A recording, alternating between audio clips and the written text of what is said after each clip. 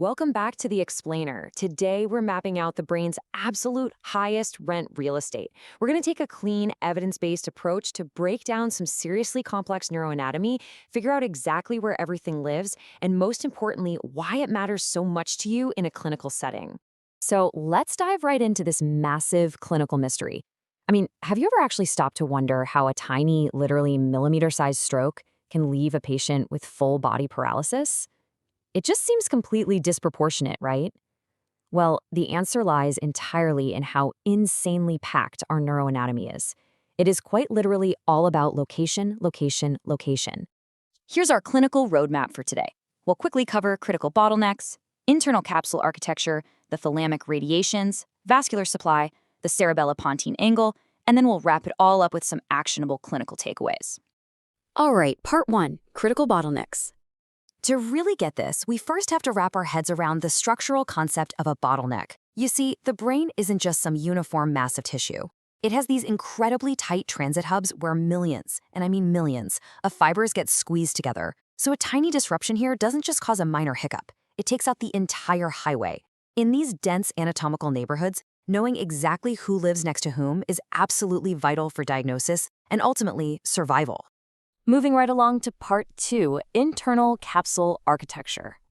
Let's apply this bottleneck concept to our first major anatomical highway. Take a look at how perfectly this maps the descending tracts. You can see this V-shaped structure, that's the internal capsule, wedged right between the thalamus and the basal ganglia. Look at how those fibers just funnel the motor signals down. Up front in the anterior limb, we've got the frontopontine tract.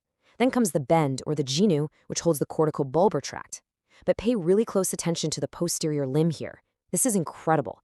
It maps your entire body meticulously. We're talking face, shoulder, arm, hand, trunk, hip, and foot, all tightly stacked right there in the corticospinal tract. And this brilliantly illustrates the functional divide, doesn't it? Frontopontine connections are sitting safely up anteriorly, while that posterior limb carries the dense, vital corticospinal motor highway for your whole body. Think about it. If a microscopic stroke hits that exact descending segment in the posterior limb, you lose connection to those specific body parts. Boom. Gone. It is a terrifyingly perfect somatotopic map. All right, part 3, thalamic radiations.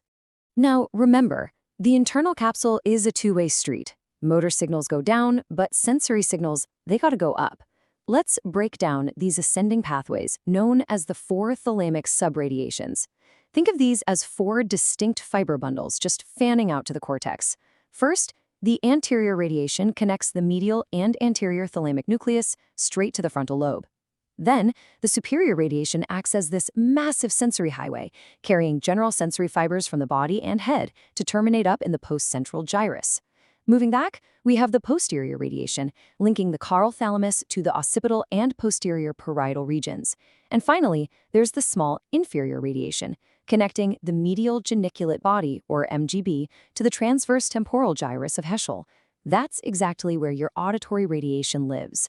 Honestly, it's just a masterfully organized distribution system. Which brings us to part 4, vascular supply.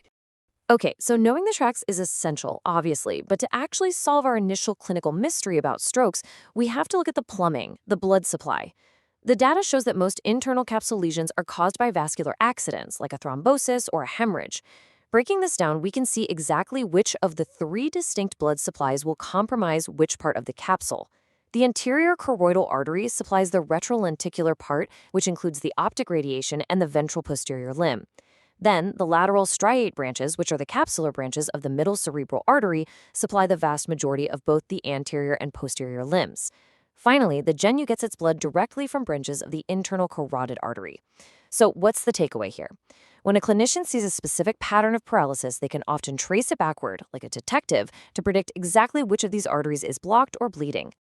Next up, part 5, the cerebellopontine angle. Now, let's pivot away from the cerebrum for a minute and travel down into the posterior fossa. This suboccipital approach basically gives us a surgeon's eye view. Imagine a retractor carefully holding back the cerebellar hemisphere. What it reveals is this incredibly dense web of cranial nerves and vascular structures tightly packed against the pons and medulla.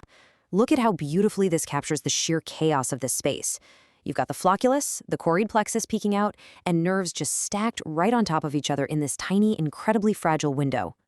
Breaking down these critical structures, you realize a surgeon operating here is navigating an absolute minefield. First, you have cranial nerve 5, then 7 and 8 diving right into the internal acoustic meatus. Just below that are the lower cranial nerves, 9, 10, 11, and 12, right near the olive. And while avoiding all of that, the surgeon has to carefully dodge the prominent pica. That's the posterior inferior cerebellar artery, looping right through the middle of the space, all while recognizing key landmarks like the foramen of Luschka and the foramen of Magendie. I mean, literally one wrong millimeter here can permanently alter a patient's ability to hear, swallow, or even speak. Finally, Part 6, Clinical Takeaways.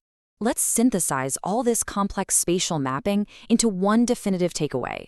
Whether we're talking about the internal capsule squeezed between the basal ganglia or the cerebellopontine angle packed tight into the posterior fossa, these are all anatomical bottlenecks. Because the tracts and nerves are so perfectly organized and densely grouped, microscopic lesions or even the slightest surgical misstep translate to severe, highly predictable syndromes. Basically, in the high-rent real estate of neuroanatomy, microscopic structure directly dictates massive clinical deficit. The anatomy is the destiny of the deficit. I'll leave you with this final limitation to ponder. Textbook anatomy gives us this gorgeous, perfectly clean map. We know exactly where cranial nerve 7 is supposed to be, or exactly where the corticospinal tract sits in the posterior limb. But what about the unpredictable biological variations of the blood vessels? The way an artery like pica might loop entirely differently from one person to the next. That is exactly what makes clinical neurology and neurosurgery so uniquely challenging. The map gets you there, sure, but the territory itself, it's always an adventure.